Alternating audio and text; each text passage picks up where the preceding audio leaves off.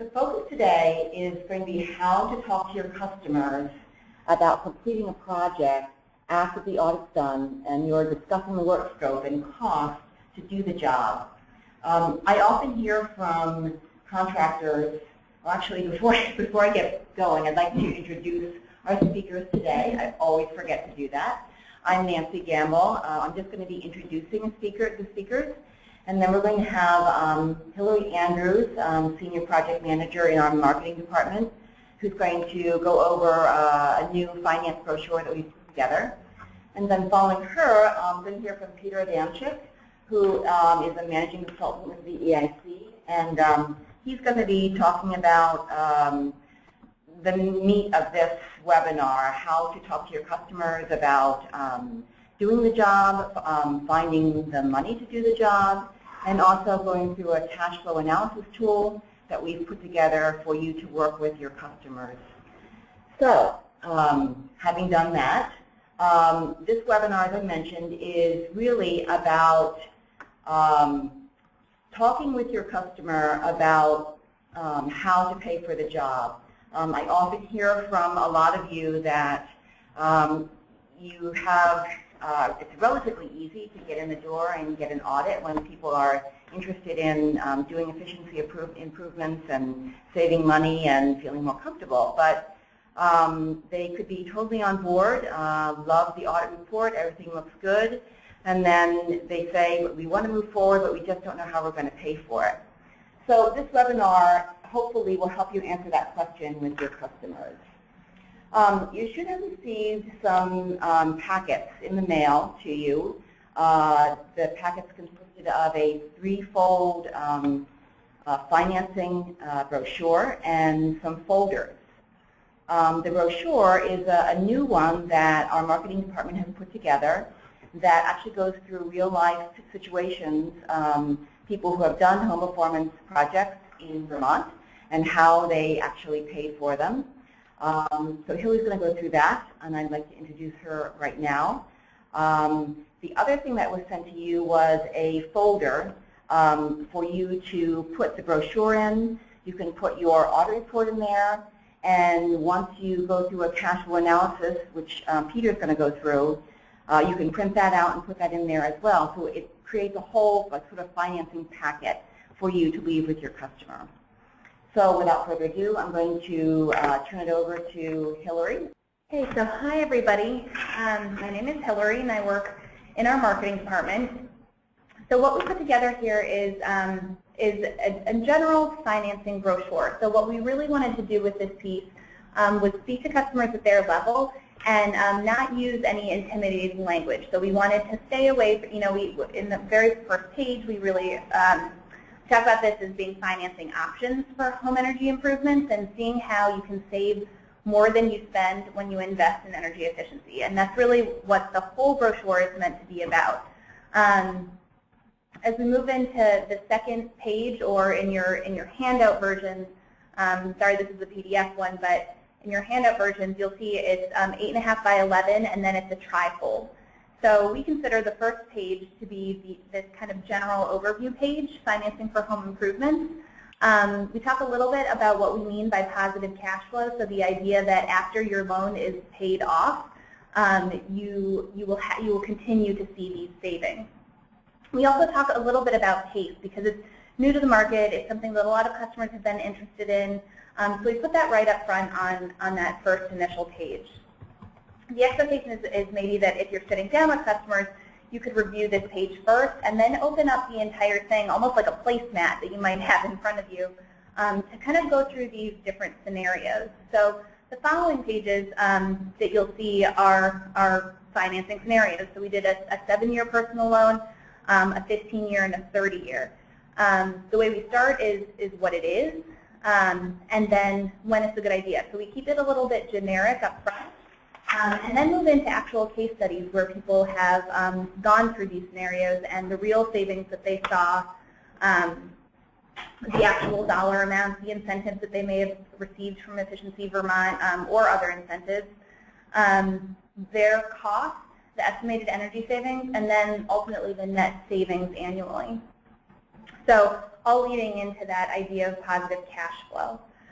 So we go through those 3 various scenarios, and I won't go through each of these with you today because I think they're pretty self-evident.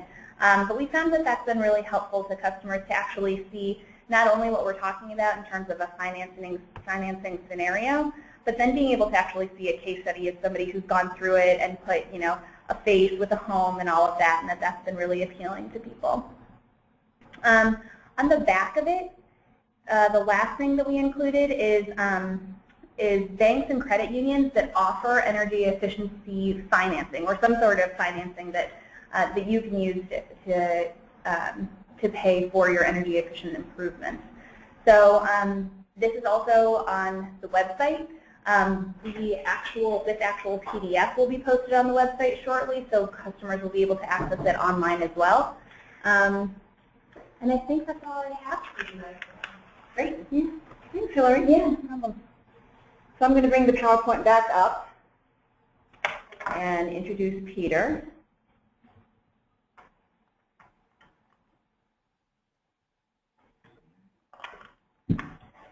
And there we go. Here's Peter.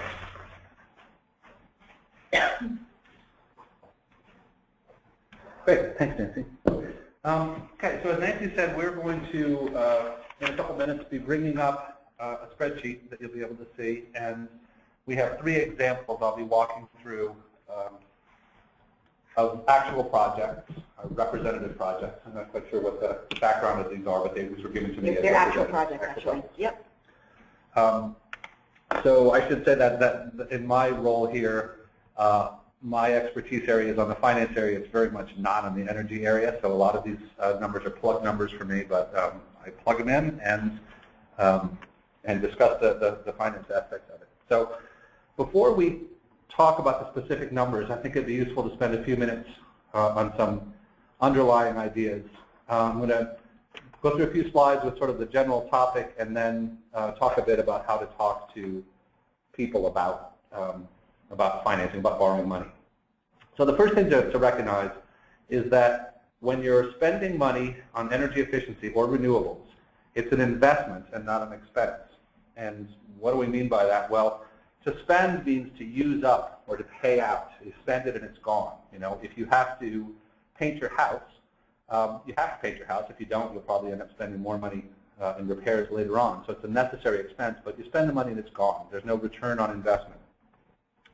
When you invest money, you're making a commitment of money now in order to gain a future benefit. And you can measure that benefit. And investment terminology for that would be things like return on investment and internal rate of return and so future value and so on.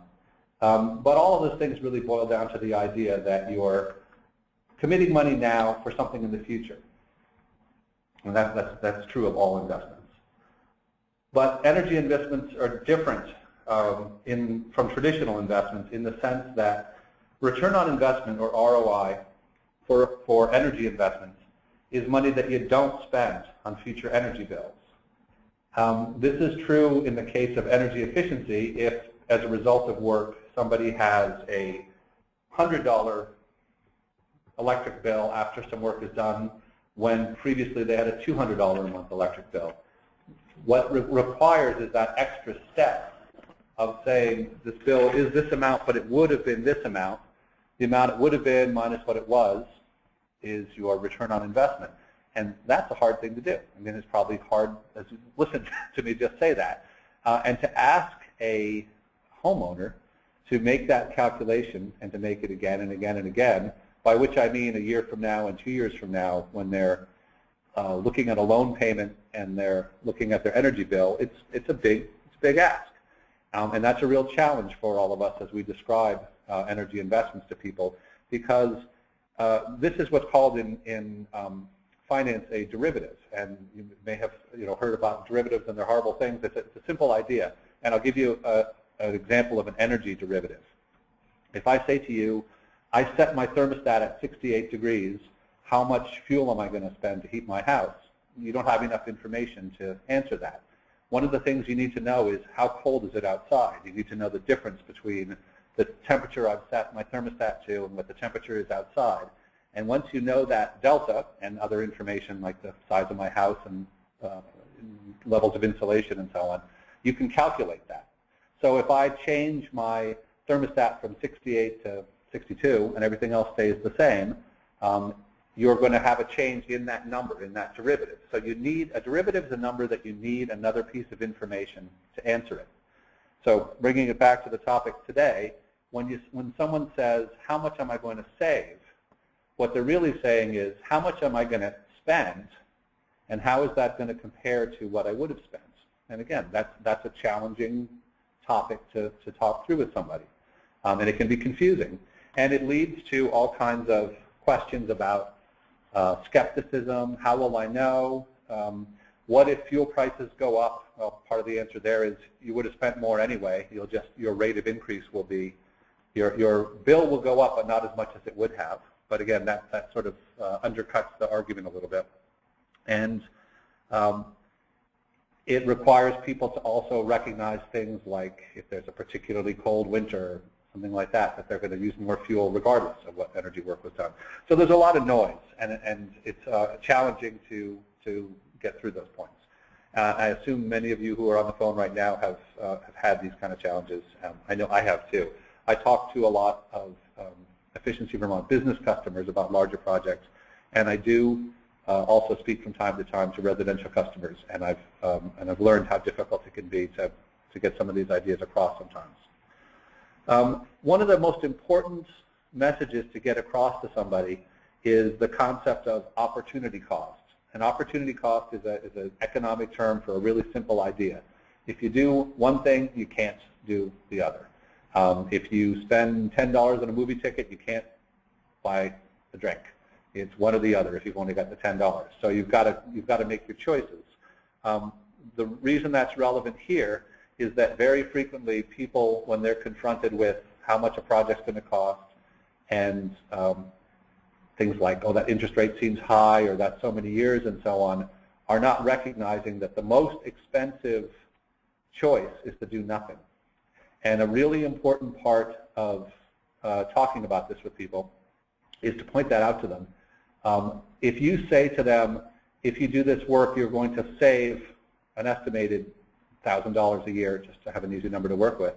Another way of saying that is if you don't do this work, you're going to continue to waste $1,000 a year. And plenty of people, and I have to admit myself included, a few years back, get their audit and sit on it for 6 months or 10 months or a year or something, and you're throwing money away while you do that. So there's a certain sense of urgency that has to get in people's minds and make them realize that the clock is ticking and the meter's running, and they're going to keep writing higher checks than they need to until they act. And I'll come back to that later on. So here's a few pictures of loan versus energy savings that I'd like to talk through with you. And the point I'm going to make is this. People, especially Vermonters, hate to borrow money, absolutely hate the idea of being in debt. And getting somebody past the point of, there's the expression about good debt and bad debt. Getting somebody to the point where they say, okay, this is good debt, this is going to save me money, or this is something I have to do. People's instincts are to borrow money for as short a period of time as possible. Partly that's to save money, because you will generally save money by paying a loan off more quickly. But also, I think, in my experience, more important is the psychological benefit of getting this monkey off your back. And I totally get it. I'm that way as well. Even though I work in the finance field, I feel the same way, have the same values. So I get that. But the trouble is, if you pay a loan off quickly, your payments in any individual month or year go up. And that can become a problem, because then people say, well, I'm going to have to come up with an extra X number of dollars per month to be able to pay off this loan. And I don't have that kind of money. And they talk themselves in a circle. They say, I can't afford this. I don't want to borrow this money. Okay, I'm going to borrow the money, but I don't want to borrow it for more than 3 years. They look at the loan payments. They say, I can't afford this loan payment. And then they do nothing, which, as I said a moment ago, is probably the most expensive alternative. So you have to talk them through the idea that not only is it a good investment to borrow money to pay for their energy work, but that what they should take into consideration is how much money they expect to save, and essentially divert what they were going to spend on their energy bills on their loan payments and let their energy savings pay their loan off. And I always sort of put air quotes around that phrase because it can be confusing to people, or some people kind of make fun of the idea. It is important to recognize that it's a mental connection. It isn't like somebody, well, if people had a separate account for their energy bills and they wrote checks out of it for their electricity and their fuel and their loan payments on their energy bill, then this would work great. But it doesn't work that way. People need to do these mental calculations. So a word of caution about the whole concept of cash flow is it's all very theoretical. It's comparing two numbers that might not actually be side by side with each other. One of them, as I said earlier, you have to do a little extra work to figure out what it is. So even though we talk a lot about positive cash flow, I think it's important to not overemphasize it. And so, you know, this is a finance person talking here. I'm telling you that, and I know this from my own house, that having this work done on your home is not ultimately about the savings. It's very much about comfort. And some research that Efficiency Vermont has done and that has been mirrored in other states shows that even though something like 3/4 of people say they want to do energy work to save money, when we talk to them after the work is done and ask them how they feel about it, 3/4 of people say they're happy because their house is more comfortable. So I think the lesson to take away from that is it's important to talk about the money because frequently that's why people don't go forward. But it's also important to not obsess about it, because if you say to somebody you're going to save $1,000 a year, and if in the future they say, well, I'm only saving $800 a year, then maybe you're creating a disappointed customer who might otherwise have been really happy. They might say, hey, my house is really comfortable, I'm saving money, you know, everything's great. There's a place for this discussion, but I think it's important to not overdo it. And you know, think about the fact that so many things we spend money on in our homes don't pay for themselves. You know, if you do a kitchen remodel, if you put up new cabinets, if you put in granite countertops, those things don't pay for themselves. You might say, well, it's increasing the resale value of the house, but it's all theoretical. People are laying out money and living with it. So asking people to spend money for an energy project should, in my mind, boil down to you want to do this because you want to have a comfortable home, you want to protect yourself against future price increases, and hey, guess what? You can actually save some money on top of everything else. So to the slide here, the effect of loan term on cash flow. What this is showing is the taller blue line is the loan payments. And in this example, it's an 8-year loan. It's just the graphics, the way I laid them out there. So for 8 years, this hypothetical loan is making payments, and the black line below it is the energy savings. So as you can see, the energy savings are maybe about half of the loan payment. So this person would be covering half of the money that they needed to have on hand to make these loan payments from the energy savings, but they'd have to get the rest of the money from someplace else. And as I said earlier, that's frequently the reason people don't act. They work their way through the circle and they say, I don't have that money, I'm not going to do anything. Because even though it's the most expensive option is to do nothing, it's also the easiest in many cases. So in this example, this person's going to have to come up with money from someplace else for 8 years, and then after 8 years, the savings will persist, and they will essentially start getting their money back. This is the concept of simple payback. I have a couple quick things to say about simple payback. It comes up all the time. People talk about it more in the business world than in the residential world. But it's the wrong thing. It's not incorrect, but it's the wrong thing to focus on, and here's why.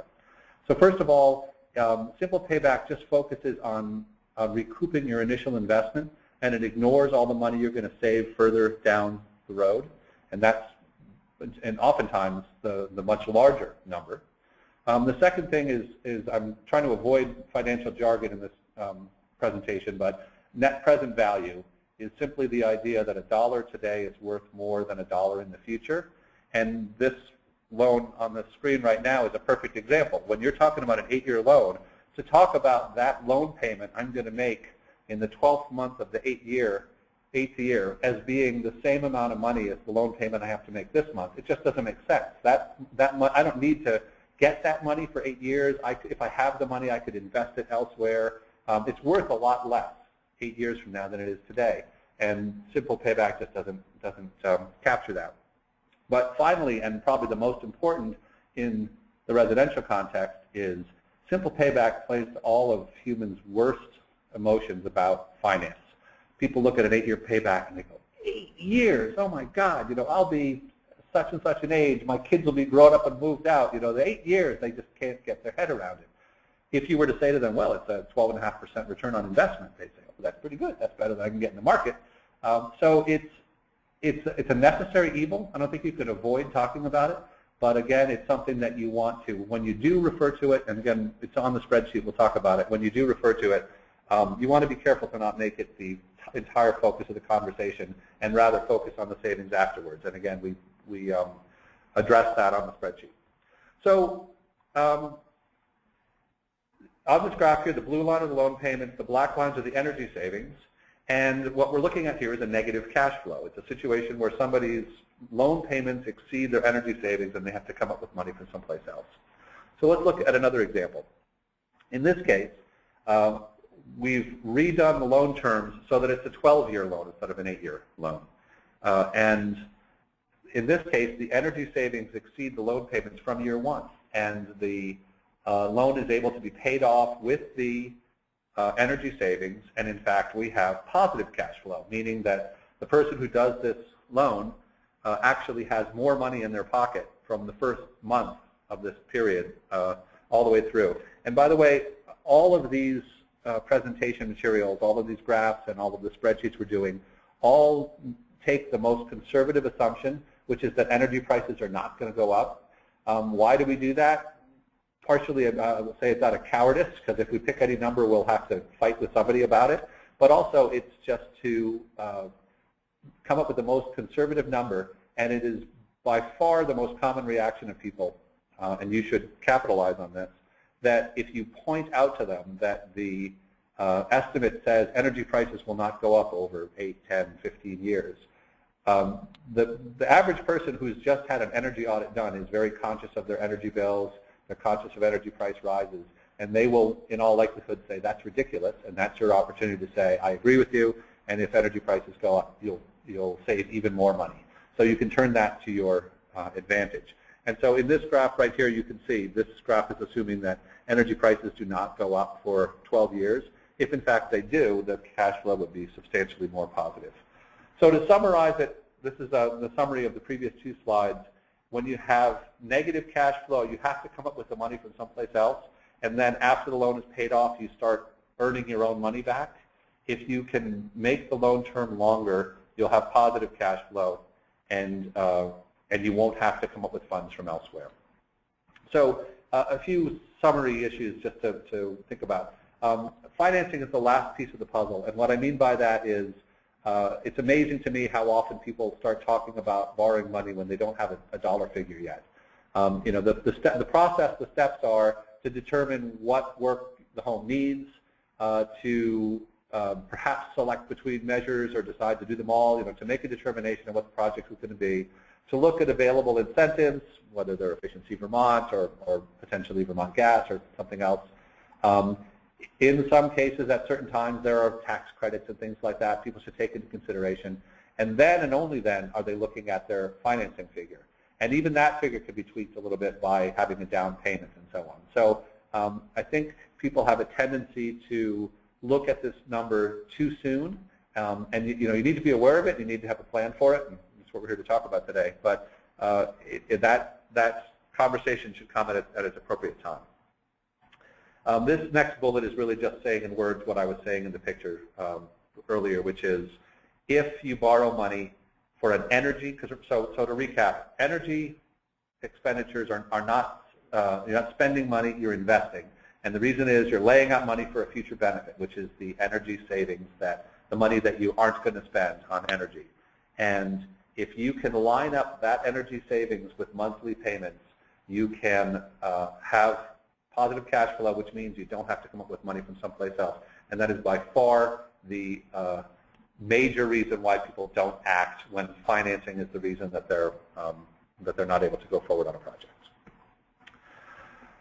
So again, it's an investment, not an expense. I hope that's clear at this point.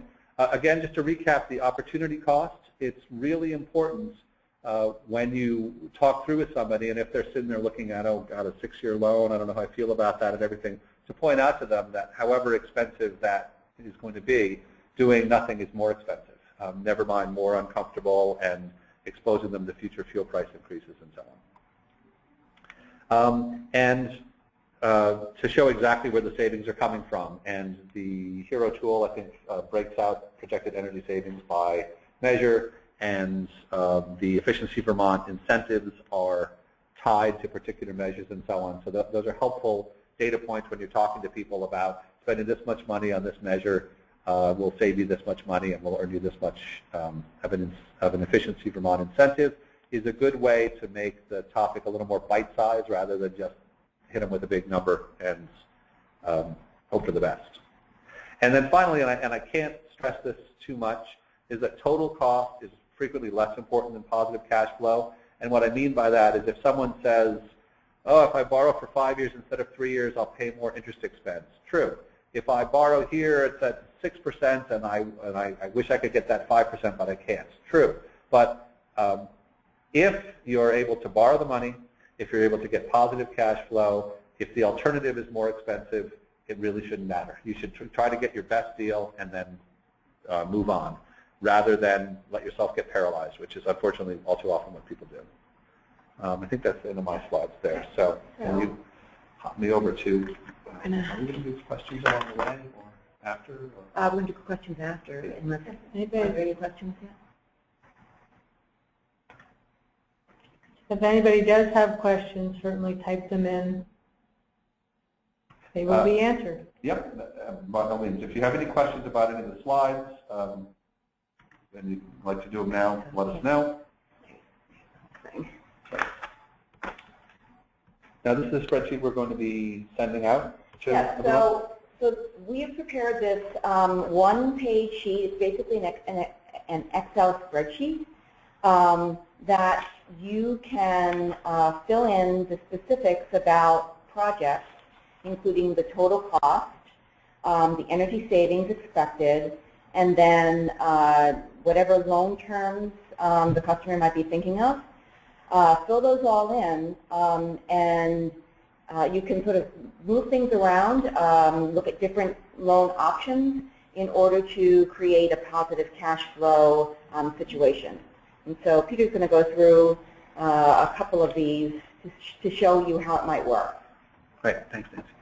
So a comparison that I often hear that kind of makes me smile is people talk about how easy it is to get a loan for a car, and how car manufacturers have found a way to get somebody into the showroom. They look at a car, they need a loan in order to do it. They can get on-the-spot approval and everything. It's very true. It's a very important part of the car market. A couple of important differences between what they're doing and what we're doing here. Cars have wheels and can be driven away, and if somebody doesn't make their loan payments, they just come pick up the car and take it away. And there's a large active market in selling used cars, and there's a car insurance market and everything. So there's some really important things that make the risk to someone who's making a loan for a car a lot less than the risk for someone who's making a loan for an energy project, or indeed any project on a home. It's a much more liquid loan.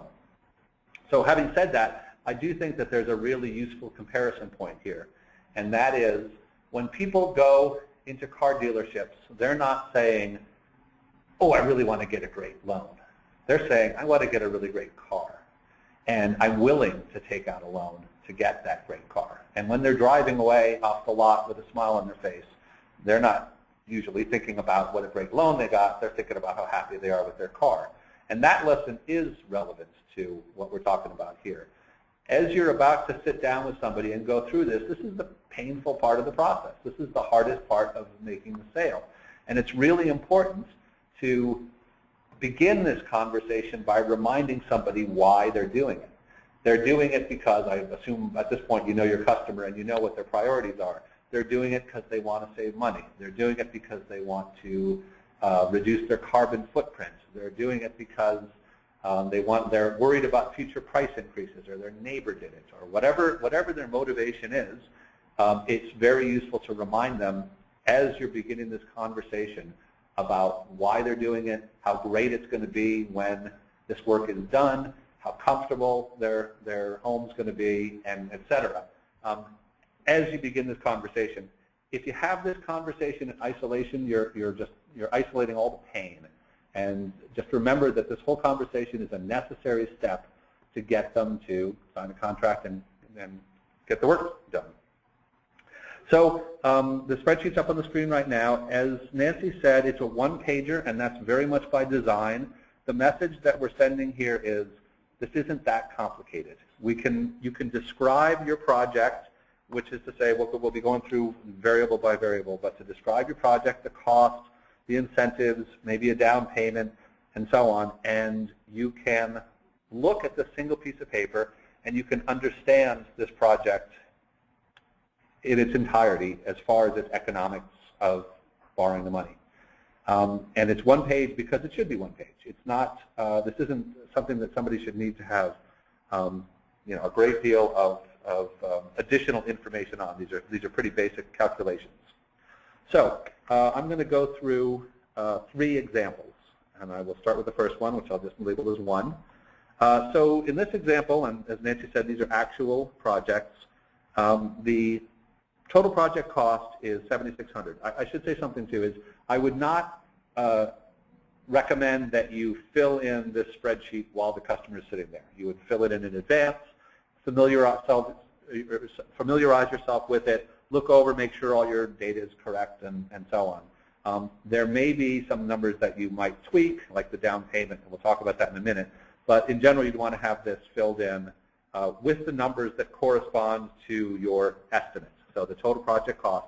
Now notice that it says input is negative, and that's just the financial convention is if you're spending money, that's a negative number. If you're earning money, it's a positive number. So the cost is a negative number because it's money that's going out. By the same logic, an incentive is a reduction in cost, and so that's a positive number. So this project is total cost of $7,600. The Efficiency Vermont incentive was $1,560. I'm going to plug in a down payment of $1,000 right now. We'll be changing that as we go along. And you get an amount that needs to be financed of just over $5,000, $5,040. Now down below here we've got, and I'm not plugging in the energy savings yet deliberately. I want to go through the loan information first. So I plugged in 5%. That's an interest rate that's available right now. There are a couple of credit unions that do energy loans. That loan level is common. And I have plugged in a loan term of 72 months. And 72 months is 6 years. That's going to be a very common length for a residential energy loan. Up to 7 years in order to get positive cash flow is quite common. And there are going to be people who are going to balk at that, and one way to address it is to make a larger down payment today. And that also ties back to people's desire to not take on debt. You know, if you can squeeze out a little extra money in your down payment now, your monthly payments will be less. Maybe you can make your loan shorter, and so on. They're all connected ideas. All right, so let me plug in the energy cost. So this person's current energy bill was $3,714, and I appreciate that's quite a specific number. I'm not sure where we got that, but that might well be rounded to the nearest hundred in a real-world situation. And then the expected energy savings is would come off of the HERO report and be $918 in this example. So let me just recap this project. You're talking to a customer about spending $7,600, a project that costs $7,600. And Efficiency Vermont is offering 1,560 incentives for the completion of these specific measures. If the customer puts down a $1,000 down payment, they will be financing just over $5,040. Now, let's look over here at the cash flow. The estimated energy savings is $918. That's the number we just went over. The loan payments for this period of time, a loan of this length, at the 5% interest rate, which is a current interest rate right now, is $974 a year. That would result in a negative cash flow here of $56. Let me just, you can tweak the numbers. All right, I changed the down payment to $1,500 to get a positive cash flow. Again, I think it's important to describe the concept. I think it's important to stress the idea of energy savings. Money you were going to spend on wasting on energy before can now pay off this loan. But it's also important to realize that there's not going to be any actual side-by-side comparison. Another thing is, depending on the measures being done, if there's a lot of fuel savings, those are very seasonal. And so someone might actually save $300 in January and not save any money in July. So that's why we do an annual cash flow rather than a monthly. So the net cash flow after the loan is simply the total energy savings. And this highlights the fact that after the loan is paid, so while the loan is being paid off, you have $41 a year in this example of positive cash flow, and after the loan is paid off, you've got your full estimated energy savings. This would be a great time to talk about the fact that if energy prices go up, this number is going to increase. If someone expects energy prices to increase, they certainly have, almost without exception for years, then this is a very conservative estimate. Here's our old friend, the simple payback. Sometime back, on one of these reports, insisted that we leave it off for a business customer, and when I met with him, literally the first thing he did was divide the annual savings into the project cost and wrote the simple payback with pen on the piece of paper. So I gave up right then and there. I said it will not go away. But you have to talk about it, and I would urge you to say, when you talk about the simple payback, is to say, especially for a longer one like this, 6.6 years, is to say, the simple payback is just, it's a rough approximation. It's not the number you should really focus on because it's just talking about your initial investment. It's not taking into consideration future savings. It's not taking into consideration net present value, and move on. This next number ties in very neatly to that, and that's the 10-year net cumulative savings. Now, again, this number also assumes that nothing's going to change, no energy price increases, and we don't do a net present value calculation here. The reason we don't is because this number is based on assumptions about energy prices for the next 10 years.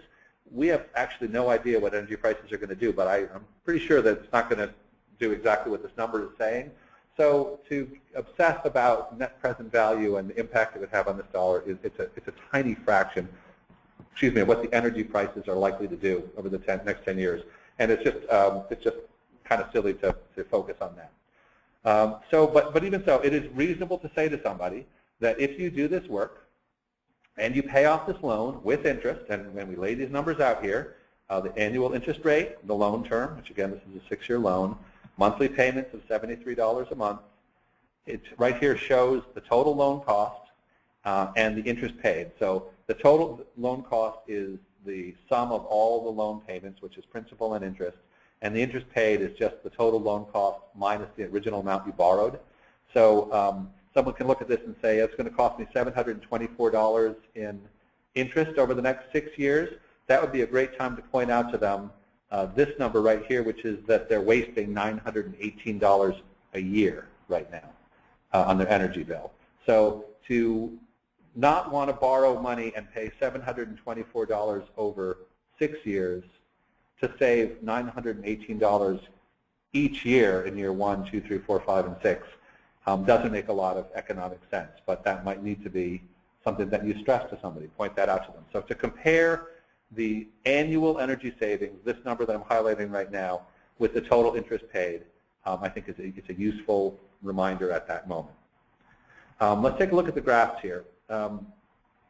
What this is showing is 2 periods of time, during the loan term and after the loan term. So let's take the during loan term first. The green line on the left is saying this is how much you currently pay in energy costs. And this is just a great visual way to say this gold color, I guess I'm going to call it, is your new, what we're anticipating your new energy bills are going to be. Now, this is assuming energy prices are not going to go up. Again, if they do, that bar will get larger, but the point is that green bar would have gotten larger still. So it's the rate of reduction. The silver area here is the loan payments for the per year, and then that little sliver of blue right there is the money saved. And again, this assumes no increases in energy prices. If energy prices do go up, it's important to point out that this silver portion right here isn't going to change because the loan's going to be at a fixed rate. So if a person borrows money for an energy project at a fixed rate, they know what their monthly payments are going to be every month for the next 72 months. If their energy bills keep going up and up and up, again, this is the derivative, the energy savings minus the loan payment, what's left over is your return on investment. If energy prices go up, that number gets bigger because the energy number goes up and the loan number doesn't change. Okay? So now let's move over to the right side here. And again, the green is your current annual energy bill. The gold is what your new energy bill would be after the work is done. And the blue is the savings. So the message is that while you're paying off your loan, the chart on the left, you will be saving a little bit of money, and if fuel prices go up, you'll be saving more. And after the loan is paid off, you'll be saving a lot more money. And this blue right here corresponds to $918 a year. There are a few footnotes down below that give some of the assumptions that fuel prices will be constant, that there'll be no changes in occupancy status and behavior over the course of time. And what do we mean by behavior is, if you've been setting your thermostat at 62 or 60 and you have this energy work done and your fuel bill goes down and so you turn your thermostat up to 68, that's called taking your savings in comfort, and a lot of people do it. And if they do it, then they've changed their behavior and their money savings is going to be less. But to my earlier point, they might be very happy. You might have a customer who says, I spend a little bit less on my energy bill than I used to, and my house is way more comfortable, and I'm really happy. So if that customer's happy, we should all be too. So that's a concrete example of where not to focus on the finances too much. So again, and I'm repeating something I said earlier, we don't ask our granite countertops and our kitchen cabinets to pay for themselves, and I think that it's important to not, put the car loan ahead of the car, put the cart ahead of the horse here, and focus too much on what the loan terms are going to look like. This is a means to an end. This is not the end itself. The end itself is to have a warm, comfortable house with lower fuel prices and less worry about what happens if fuel prices go up in the future. All right, so that's the first of the three examples. We'll be going through the next two faster, but I do think it's useful to go through and see how the numbers change. So this second project is a larger one, $9,174. This particular, again, a negative number because it's money out. The incentive from Efficiency Vermont for the measures that were performed in this job was $972. And I'm going to just put a no down payment for the moment. We'll come back. So this person would need to finance $8,202-ish for this project. Their current energy use is $4,813, and their expected first year, and again, that's a negative number because that's money that they're paying out, and their expected first year energy savings is $1,593. So again, we're looking at a 5% interest loan. Again, this is still plugged in at a 6-year loan, and for this project, if someone were to finance it the way we're seeing right here, they'd be paying $132 a month. So let's look at the cash flow. Comparing the estimated average annual energy savings to the annual loan cost, the net cash flow is $8. And the reason I left the zero off is I wanted to show the flexibility that you have here. So right now we're looking at a 6-year loan with no money down. Someone might say, I really don't want to borrow for 6 years. I only want to borrow for 5 years. Well, you could plug in, well, what happens if you have a $1,000 down payment and you do 1 year less? $1,200 down payment. You could say to somebody, well, if you're only willing to borrow for 5 years, then you can do a down payment, and this allows you to play a little bit with the numbers and say, if you do a larger down payment, then you could take a shorter term loan. So these variables are all connected: the down payment, the term of the loan, interest rate, obviously, although that's not up to us. And this allows you to talk to a customer who says they might want to do one option or another. An interesting thing to mention, and I've seen this happen a lot, is that people go through these conversations and they say, I don't have the money, I don't have the money, I don't have the money. When they work through the scenarios, lo and behold, they might not have all the money, but they often have lots of the money. And I've seen situations where someone said, well, I'll do a $5,000 down payment or something. I'm like, what? You just finished telling me you didn't have the money. And so if in that scenario, if somebody did a payment of that size, they could probably do a 3-year loan and have positive cash flow. Yeah, even a 2-year loan. Don't be surprised if when you talk to somebody who says they don't have any money, that once you get to a certain point with them, suddenly they realize that they do. And that really shows that financing all by itself is not it's not the answer to this, but it's to this challenge of getting people to do energy work. But it is very frequently the reason people don't go forward. It's the excuse. People look and they say, oh, that's so much money, I can't do this. And they go no further. If you're able to talk them through to the point where they say, in fact, I can, then suddenly the money that they might have and be able to bring to bear becomes available.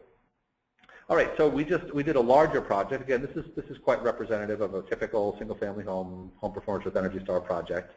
And going back to the more realistic, $1,200 down and 5-year loan. I mean, this would be a very reasonable financing scenario. Somebody borrowing $7,000 on a 5-year loan at 5%, very manageable $132 monthly payment. And I mean, when I say manageable, I mean compared to a car payment or something like that. And it's the fact that their energy bill is going down by slightly more than that. It will even out. So finally, we're going to look at one more, and this is a smaller project. And we'll go through this one faster still. The reason we're doing several is to show you that this does work for various different scenarios, and also so that you just have an opportunity to see the spreadsheet being manipulated, and watching somebody who's familiar with it using it, I think may be helpful to you when you get a copy of it and you want to go through. By the way, I hope that we can convey to them with them my contact information. And if anybody who's on the call here would like to talk some more about any of this presentation, about things I talked about or about the spreadsheet specifically, feel free to contact me. I'd be happy to walk it through with you. So in this example, we have a project that is quite small, $1,350. It had an efficiency incentive of $250 for an amount to finance of $1,100. Current energy costs and savings. So this is interesting because this project has some really marginal economics, I have to say. Who picked this? Yeah. So this is an interesting one because you can't make this thing positive cash flow. And maybe that's, whether we did this intentionally or not, maybe that's a good point to make, is that this doesn't mean this can't happen. I mean, this project is $1,100. If somebody is going to derive some benefit from it, I assume it's more than just the $147 energy savings. It's something maybe that needs to be done. This is a way to show them that the energy savings and the cost are pretty comparable. So, and the graph is still useful in that context, not probably as relevant as the others. So those are the three examples that we wanted to go through, and I don't know. I'd be happy to take questions if anyone has come through with any. No. No questions? I have a question. When will they get the spreadsheet? They will get it as soon as we can send it out after this webinar. Okay, great. Yep, and we will also send Peter's contact information along with that. And as Peter mentioned, you can always call him about this, about anything, any questions related to finance, but certainly in regard to this spreadsheet. Right. And again, just to recap, it's one page. It is in quite a good document to print in color. I think we tested it, we printed it in black and white, and it still works. But the color really does convey a great deal of information, the negative numbers in red being money out and the positive numbers in black being money in. It's a great way to highlight the positive cash flow, not with this particular project, but and the graphs actually look very nice in color as well. So one strategy might be to plug in the scenario and print out a color printout and bring it with you. And when you're talking to a customer, and I'm not sure that I said this at the beginning, but I would really urge you, rather than sending somebody this piece of paper, if it's at all possible, to sit down and have this conversation. And not least because, as I said, you really want to have this conversation right after reminding them why they called you. Whatever that reason is, whether it's to save money or to be more comfortable or reduce their carbon footprint or all of the above. So sending this by itself is better than not discussing it at all, but discussing it in person, being able to answer questions, potentially being able to tweak one of these numbers, like if someone says, well, I don't want to borrow for more than X, for 3 years, how large of a down payment would I have to put down to do that? You can change that on the fly. So I think it's safe to say that you'll get a higher level of comfort and understanding with this issue of how they're going to finance the work, and that should lead to higher close rate, which is really what it's all about. Yeah, I think when I look at this, and especially the two graphs side by side, the thing that I think of is something that another contractor said during our sales webinar, and that was that it's very obvious that a homeowner is going to spend this money anyway. It's the same amount of money. They can either spend it on increasing fuel and get no investment in their home, or they could spend the same amount of money, invest in their home, and be more comfortable. So it feels like a no-brainer to me. And protect themselves against future price increases that pretty much all of us expect to have happen. Right. Any questions, comments? One of the questions is there a digital version of the spreadsheet? Not the spreadsheet, but the brochure. There is. We can actually send that out probably with the cash flow tool as well at the same time. Okay. And we did send out limited packets, not knowing how many you all are going to want. If you want more, feel free to call customer service, or you could call one of your APMs. They'd be happy to send more out to you. And just so you know, customer support does have some of these as well, the brochures, that is. So if they get called in about how to pay for a job, they can send that financial brochure out as well. Right.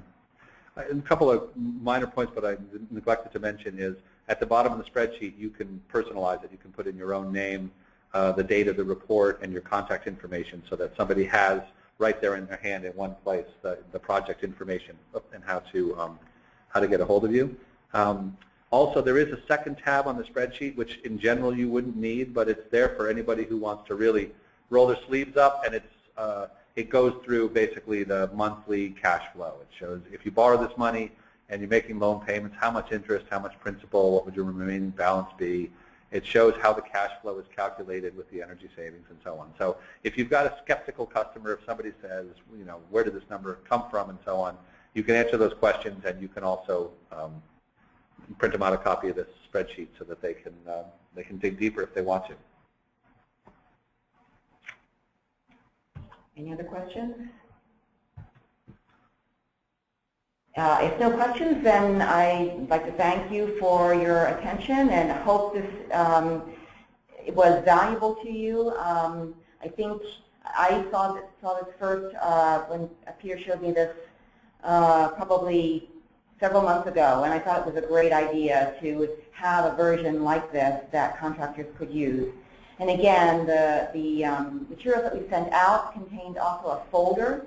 And when I mentioned the packet, the folder is meant, again, to hold your audit report, one of those financing brochures, and then if you prepare one of these cash flow snapshots and print it out, you can put that in there as well. There's a place for your business card in the folder, and so that's something that you can leave with your customer after you go over this with them. Right, and actually you just reminded me, Nancy, of an important point is that intentionally we did the colors and so on to match up to the brochure. So if somebody is looking at the brochure and they're looking at one of the case studies and they're saying, oh, that's similar to my situation, and then they look at this cash flow tool that you've left them with, they can say, oh, actually what I'm talking about here is a lot like this second case study here. I'm looking to do the same thing that Bob did.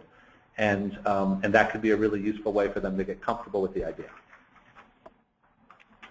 You have some very nice comments that your presentation was great, and they're very pleased with it. So Cool. Well, thanks very much for your time. Thank you very much.